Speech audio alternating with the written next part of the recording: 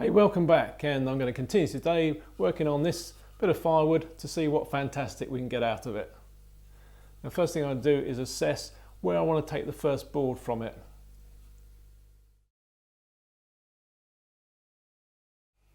So now I'm going to be looking at the flatness of these two cleaved sides. So looking along the length there, you can see there's a fair bit of deviation. It's not too bad, but there's a dip in here, for example, and then on this side here, perhaps slightly better. And also looking at the grain here, I think I can take what would be virtually a quarter sawn section by taking a board from there. So my intention today then is to flatten this side off a little bit more, and then to cut one board all the way through, perhaps a 1/2 inch thick. So I'm working at the mortising stool again, and I'm going to start off using a hatchet just to get rid of some of the obviously outer square bits on there. Now I'm by no means that competent with a hatchet. Most of my woodwork's done in the workshop with finer tools, but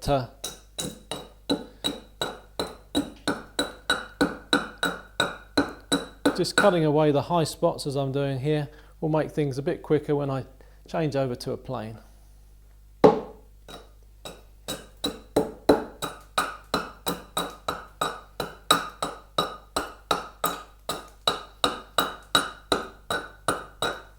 Should really be using I guess a side axe, which will help to keep things flatter, but I don't have one of those.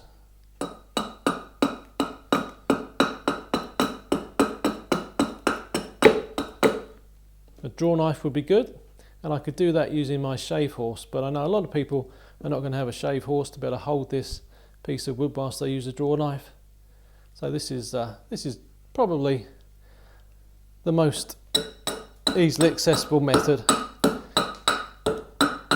Make the judgment that if you've got a stack of firewood, you almost certainly got a hatchet as well.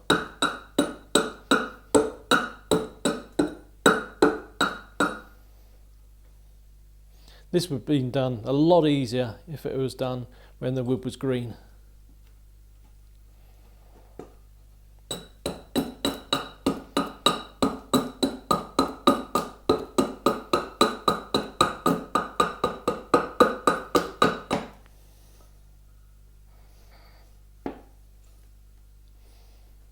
Now I think you can see I'm using the mortising stools again. Just put a little bit of protection on the top there.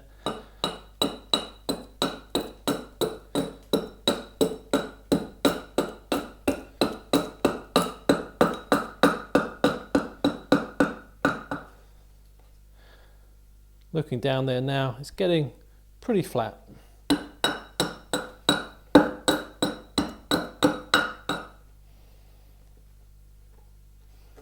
So it's about time to change to a plane. Now I'm keen to show you this method of planing a board if you don't have a workbench. It's kind of like a Japanese style, really, Japanese style long planing board. Basically got a long board. It could do with being a bit thicker than this, but that's the first one I found. Set that up on the mortising stools and up against the bottom of the bench, and that could be against a wall or a stake in the ground or something. Another board on top of that to provide a stop. Then a bit of firewood can go against that, and I can use a plane downhill like so. Really easy. And what I'm actually doing at the moment is trying to make that edge nice and straight, so I can put the wood this way round, because this is the face I'm trying to get nicely cleaned up. Now once I've done that, you can see it wobbles a bit, so we need to get a couple of clamps either side of that, which could just be bits of wood nailed on just to stop it from rocking, and then I'll be able to plane that surface. So I just clamped a couple of blocks on, just helps to stabilise things a bit.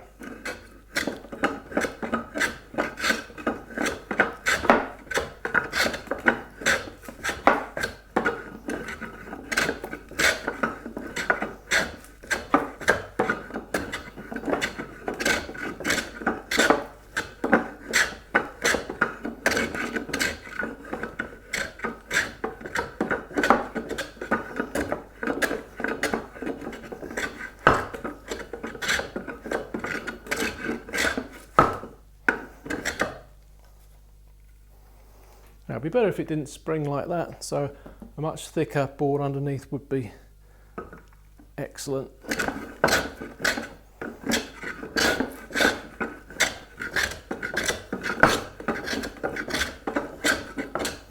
You notice I'm doing slightly diagonal strokes, which help to keep this without twisting, keep it flat without twisting.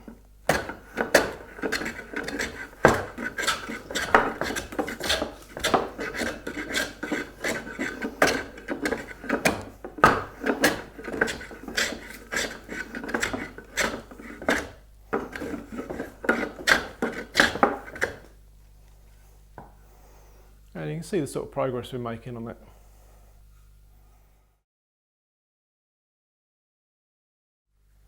Of course, if you've got a bench and you can clamp it to the bench with bench dogs, maybe some supports like some screw clamps, then it'll be a lot easier.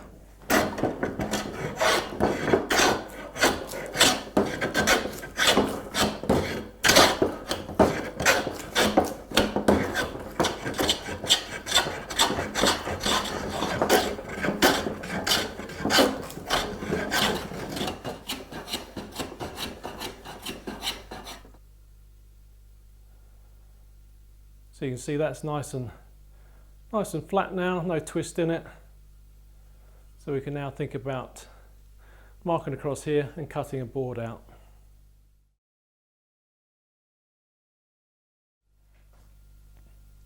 So I think what I'm going to do now is take roughly an inch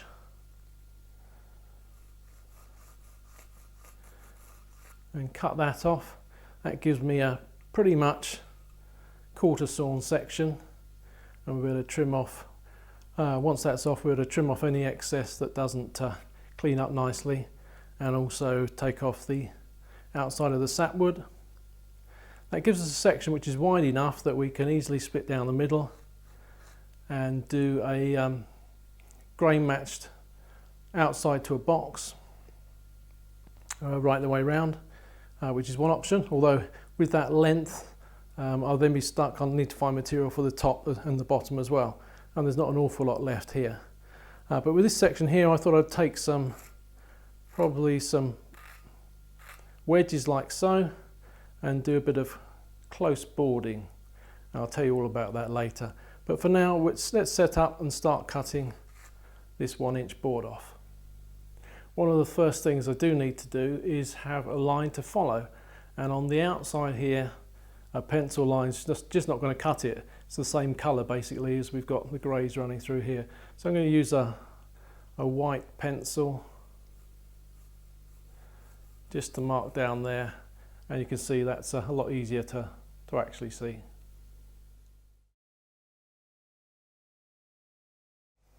So you can see what I've done here. I've clamped the flat surface I had against the leg of this slightly taller sawhorse. That's basically because I'm taller, so it just makes it easier for me. I'm just putting a couple of blocks underneath the opposite legs, which has the effect of bringing this closer to vertical, and it's always easier to saw when something's vertical. So with that in place, we need a rip saw. As I said last time, a universal panel saw from a DIY store would probably be absolutely fine, just a little bit slower. So we'll just get this started. It's going to be a lot easier when we get nearer to vertical.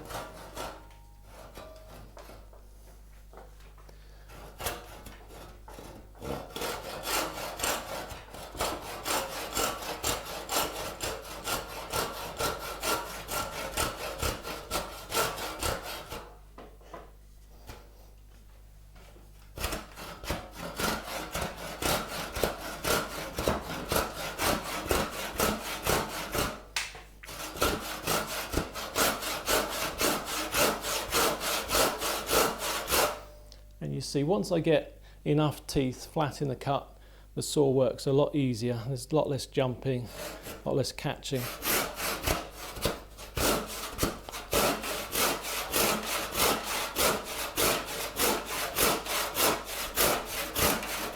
It should be said that if you've got a bench that you can hold this on, so much the better.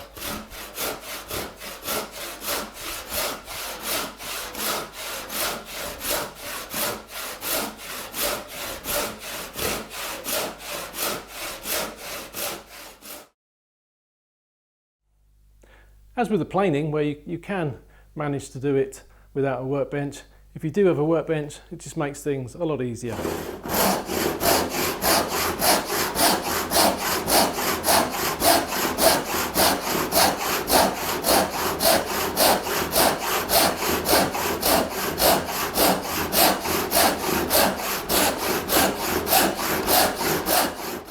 So after a little bit of a sweat, I've managed to remove the board from it. That now needs planing on the sawn side, just to clean that up a bit, make sure the thickness is consistent throughout, and then need to take the waney edge off and this cleaved edge off, and we'll see exactly what we've got. That'll be a job for next time. And then we've got this little piece left, which we need to get all the material to finish off whatever it is we make. So we'll be working a bit on that. We'll clean off this sawn edge first of all, that'll give us a good reference, and then we can cut some more material from it. So, see you next time. Don't forget to share my videos. It's the only way other people will find out about them. And if you want to make sure and see the next episode, then do ensure you're subscribed and you've ticked the notification icon. Cheerio.